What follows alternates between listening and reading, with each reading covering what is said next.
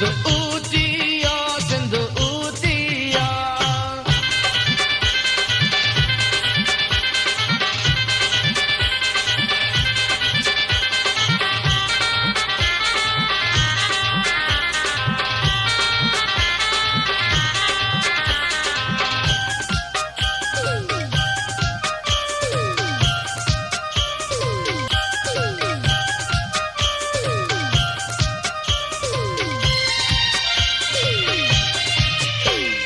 सूरज चंद्र सितारन खां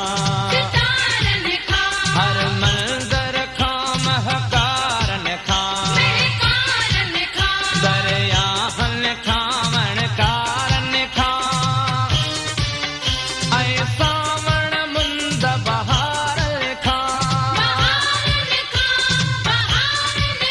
सिंध ऊंचिया सिंध ऊंचिया सिंध ऊंचिया सिंध ऊंचिया सिंध ऊंचिया सिंध ऊंचिया सिंध ऊंचिया सिंध ऊंचिया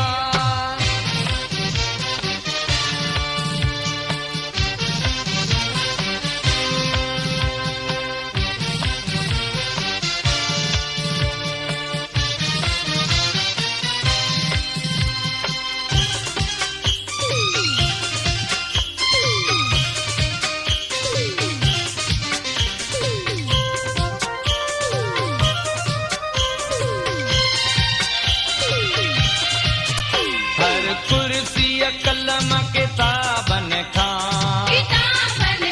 सब मस्तिन के पहजाबन खां हा कलड़न गुल गुलाबन खां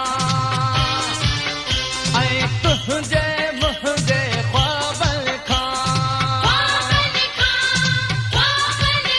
सिंध ऊंचिया सिंध ऊंचिया सिंध ऊंचिया सिंध ऊंचिया